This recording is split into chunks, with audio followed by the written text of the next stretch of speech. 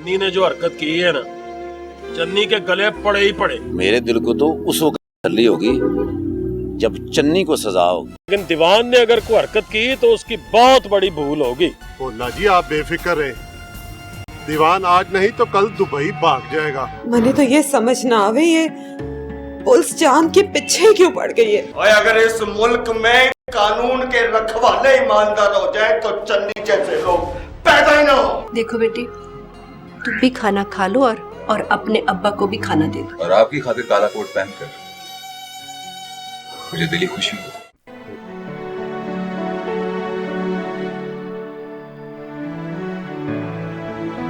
बाजी, ये है दीवान साहब। अस्सलाम वालेकुम। क्या बात, क्या काम है? साहब जी, मैं आपसे मदद लेने आई हूँ। क्या मदद चाहिए बताओ। साहब जी, वो चांद गिरफ्तार हो गया, खुदा के वास्ते उसे छुड़ा दे। चांद? चांद कौन है, किसकी बात कर रही हो? सर, ये चन्नी की बात कर रही है जिसे कत्ल के इल्जाम में गिरफ्तार कर लिया गया था। चन्नी चन्नी चन्नी, भाई वो गिरफ्तार हो गया तो मैं क्या करूं? उसको छुड़ाने के अलावा और कोई काम नहीं रह गया मेरी जिंदगी में। साहब जी, मैं हाथ जोड़ती हूँ आपके सामने, मैं आपके हाथ जोड़ती हूँ, उसे एक दफा छुड़ा ले, खुदा का वास्ते, उसे सजा हो जाएगी। अभी भी अपना रोना धोना बंद कर और जा यहाँ से। चन्नी अब वो गंद बन चुका है जिसमें हाथ डाल के मैं अपने कपड़े खराब नहीं करना चाहता। बस आखिरी बार दीवान साहब, आखिरी बार उसे छुड़ा ले, वरना उसे फांसी हो जाएगी। बस आखिरी बार छुड़ा दे उसे। मैं कैसे बचा लूं? मैं थानेदार लगा हुआ हूँ। ना ना, ऐसा ना कहे, मेरी मदद कर, मैं बड़ी उम्मीद लेके आई हूँ आपके पास। उसने मुझसे ऊंचा ऊंचा उड़ने की कोशिश की है, और जो भी ऊंचा उड़ता है वो एक दिन नीचे आके गिरता है।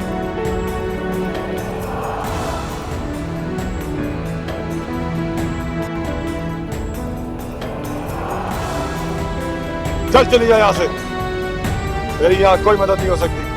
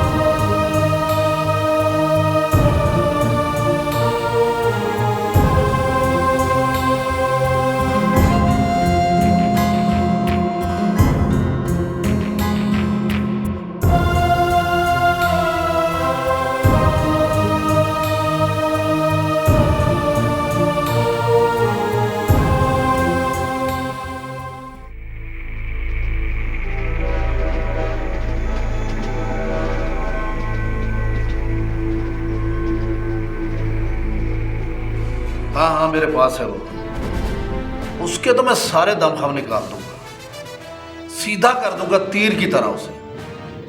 हाँ चलो ठीक है, मैं बाद में बात करता हूँ।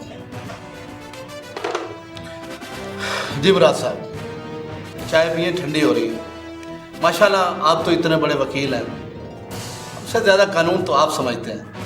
आपकी जरा नवाजी है। आपसे मुलाकात का मकसद सिर्फ ये था कि कानूनी काम कानूनी तरीके से हो तो ज़्यादा बेहतर है। ये तो आप बिल्कुल ठीक बात कर रहे हैं, हमारे लायक हुक्म है तो बताएं। इंस्पेक्टर साहब, हमारे पब्लिशिंग हाउस के जो ऑनर हैं काजी साहब, उनकी प्रिंटिंग प्रेस वाली जो जगह है उस पर किसी ने झूठा मलकियत का दावा कर दिया। कल मैं अदालती नोटिस का जवाब तो दे रहा हूँ, लेकिन मैं चाह रहा था कि ये बात आपकी नॉलेज में आ जाए, क्योंकि वो प्रेस आपके थाने की हदूद में है। कौन सा प्रिंटिंग प्रेस की बात कर रहे हैं आप? काजी प्रिंटिंग प्रेस की। ये भी किसी कब्जा ग्रुप का ही काम है। खैर देख लूंगा मैं, आप अपनी कानूनी कार्रवाई करें, हमारे लिए जो हुक्म होगा हम हाजिर। बहुत शुक्रिया, मुझे आपसे ताउन की ही उम्मीद है। चाय तो पिए ना, ठंडी हो रही है।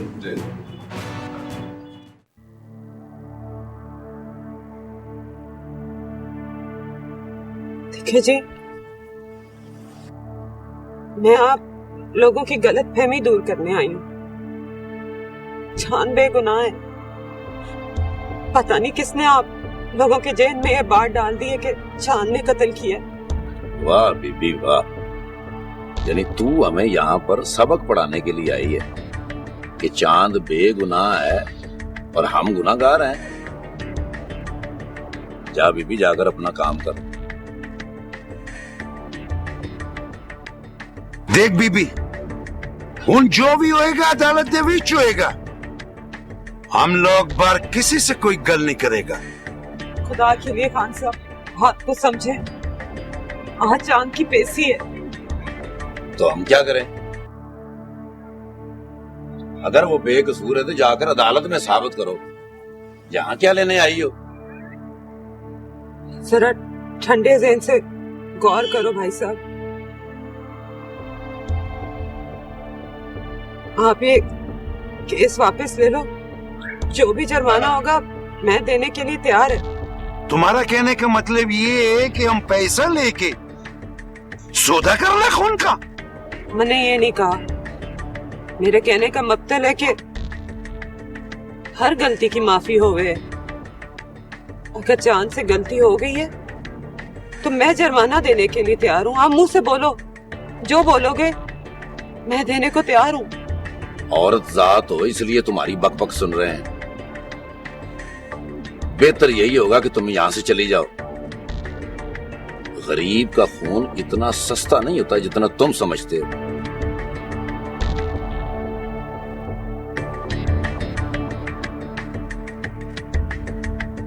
मैं जा रही है, मेरी बात पे गौर जरूर कीजिए।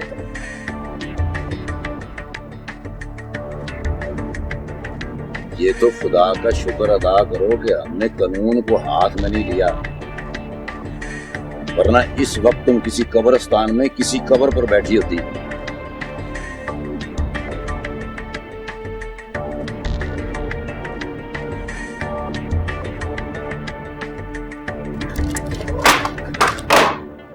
यार चन्नी, दीवान का अभी तक कोई बंदा नहीं आया। अगर दीवान रंगबाज 6 फुटिया हमारे पीछे नहीं आया तो फिर भी क्या होगा? और इन लोगों ने कौन सा हमें फाइल लगा दिया। और चंद किताब गुजारी रात में मिंदा।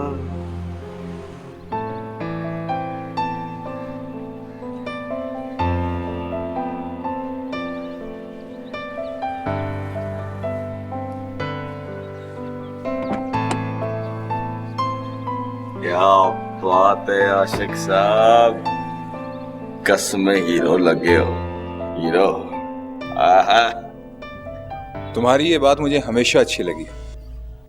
खुश रहने की झूठी कोशिश अच्छी कर लेते हो। पहुंची वहीं पे खाक जहां का खमीर था। मैं वकील और तुम वही मुजरिम। जहां मुझे होना चाहिए था मैं वहां पर हूं, और जहां पे तुम्हें होना चाहिए था तुम वहीं पे हो। शेरू, अगर बचपन में हम चोर सिपाही की जगह अगर चोर वकील खेलते तो आज हम भी काला कोट पहन के आजाद होते और नारे लगा रहे होते, चीफ तेरे जान निसार बेशुमार बेशुमार, चीफ तेरे जान निसार बेशुमार बेशुमार। तुम्हें देखकर वैसे मुझे दुख भी हो रहा और खुशी भी। दुख इस बात का कि जो लोग तुम्हारे साथ हैं आज वो बर्बाद हो चुके हैं, और खुशी इस बात की कि जिन लोगों को तुम्हारी वजह से जख्म मिले आज उनके जख्मों पर मरहम है। चन्नी, जिंदगी ने तुम्हें बहुत सबक देने की कोशिश की, लेकिन तुम्हारी बदकिस्मती, तुमने कुछ नहीं सीखा जिंदगी से भी और अपने साथ रहने वाले लोगों से भी। अब तुम्हारी किस्मत का फैसला इस मुल्क का कानून करेगा। So wish you best of luck. भाई किस कानून की बात करते हो? जिसके पास जितना पैसा वो उतना कानून अपनी जेब में लेके फिरता है, और पैसा चन्नी के पास बड़ा है। और चन किथां गुजारी यही रात वे मेरा इतनी ना देवात वे, ओ चन किथां गुजारी यही। लानत है तुम्हारी तरबियत पर। तमीज नाम की कोई चीज तो तुम में है नहीं। बेगैरत इंसान, बेगैरत इंसान, बेगैरत इंसान।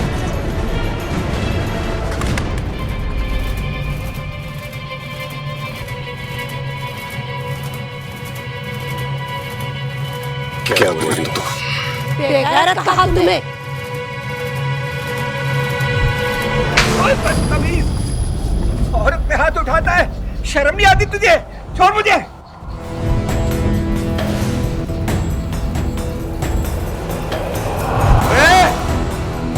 ओए वो औरत गई कि नहीं? शेरू, जा देख, वो औरत गई कि नहीं? ओए वो औरत गई कि नहीं?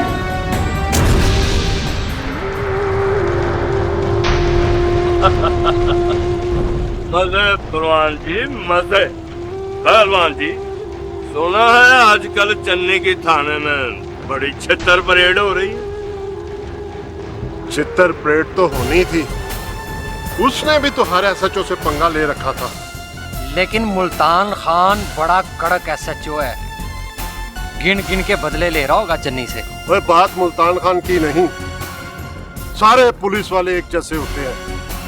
बदमाश जितना भी ताकतवर हो, मौका मिलते ही हिसाब बराबर कर देते हैं। पहलवान जी, दीवान भी चन्नी की छितर परेड पर खामोश है, ये बात कोई हजम नहीं होती। वह दीवान पूरे दिनों का खिलाड़ी है, टिश्यू पेपर की तरह इस्तेमाल करता है और फेंक देता है। इसका मतलब है दीवान ने भी चन्नी को इस्तेमाल करके फेंक दिया है। बिल्कुल ऐसा ही किया है दीवान ने, इसीलिए भोले के मामले में दीवान से टक्कर लिया मैंने। बिल्कुल ठीक किया है पहलवान जी आपने। दीवान का क्या पता, भोले को हमारे हाथों मरवा कर और फिर हमें फेंक देता। पहलवान जी, पता चला है कि चन्नी की मंगेतर जगह जगह खजर हो रही है और माफिया भी मांग रही है। हमारी लाइन की सबसे बड़ी प्रॉब्लम ये है, करता कोई और है, बढ़ता कोई और है। कानून के स्कंजे में फंसने वाले बदमाशों की बीवियां हमेशा सड़कों पे आ जाती है। देख पुत्र, जब किसी के बुरे दिन आते हैं ना, तो उसका गरूर उसके सामने आ जाता है। चन्नी को भी तकब्बर की बीमारी लग गई थी। मैंने बहुत समझाया उसे, बहुत समझा, चन्नी ऐसा ना कर, पर वो एक के बाद एक गलती नहीं बल्कि जुल्म और ज्यादतियां करता रहा। और फिर ये तो कुदरत का दस्तूर है, खून अपना रंग जरूर दिखाता है। सेठ जी, तय इस इलाके का सबसे बड़ा आदमी है। मैं बड़ी उम्मीद लेके तेरे पास आई हूँ। चन्नी को माफ कर दे। मैं पूरे मोहल्ले से माफी मांगने को तैयार हूँ, बस माफ कर दे एक दफा चन्नी को। तेरे माफी मांगने से क्या होगा? है? क्या होगा तेरे माफी मांगने से? और उन सुहागनों के सुहाग वापस आ जाएंगे जो चन्नी ने उजाड़े। और उस बेचारे पटवारी का क्या कसूर था जिसके बच्चे यतीम हो गए? और गुलाब खान का क्या कसूर था जिसे उसने खून में नला दिया, जुल्म और ज्यादती करता रहा, गरीब औरत के मुंह पर थप्पड़ मार दिया उसने जिसकी तू सिफारिश कर रही। मैंने तमाम गुनाहों की माफी मांगेगी, चन्नी भी मांगेगा। रब भी तो माफ करने वालों को पसंद करता है। मगर किसी बेगुनाह का खून करने वाले को खुदा माफ नहीं करता। खुदा तो फरमाता है कि अगर किसी ने एक बेगुनाह को कत्ल किया तो गोया उसने पूरी इंसानियत को कत्ल कर दिया। देख पुत्र, मुझे तुझसे हमदर्दी है, पर इस मामले में मैं तेरे काम नहीं आ सकता।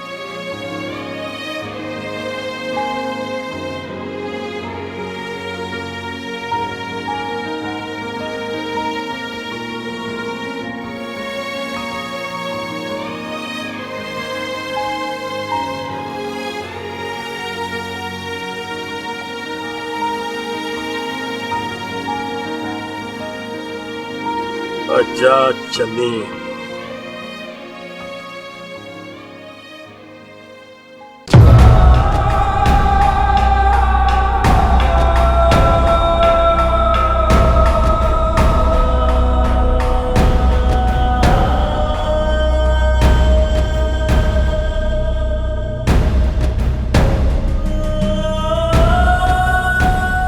हाँ मेरी गोली।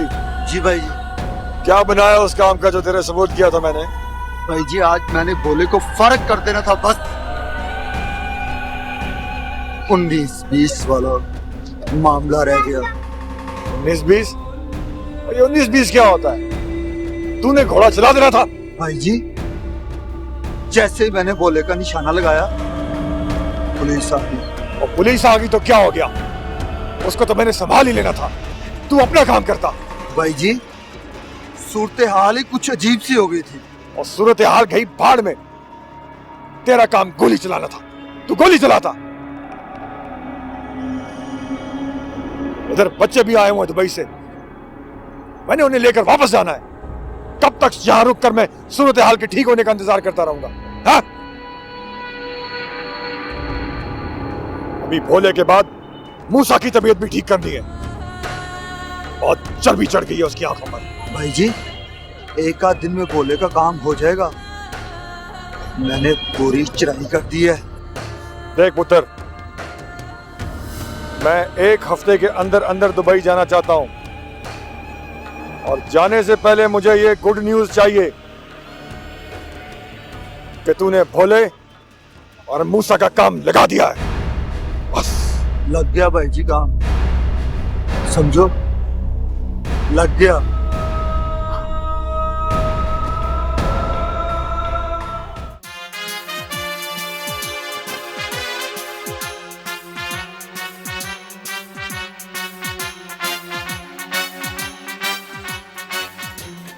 सुनाओ भट्ट बहादुर साहब, ओ आप तो सऊदी अरब ऐसे गए, पीछे मुड़ के ही नहीं देखा। गोगे हम पक्का पक्का पाकिस्तान आ गया। अच्छा जी, पर मैंने सुना है आपने वहाँ पे कोई कारोबार शुरू कर लिया। सारा कारोबार लपेट के वापस आ गया गोगे। वैसे भट्ट बहादुर, आपसे मुझे हमेशा एक शिकवा रहा है। शिकवा? कौन सा शिकवा? वो यही शिकवा और आपको कितनी दफा अर्ज की थी हमें भी सऊदी अरब बुला लें, और आप तो सारे यारों दोस्तों को ही भूल बैठे हो। और गोगे सच पूछो तो सऊदी अरब में वो बात नहीं रही। अपना मुल्क अपना ही होता। ये तो बात आपकी ठीक है भट्ट साहब, वो जो मजा जो रौनक अपने मुल्क में है ये है ही नहीं। हेलो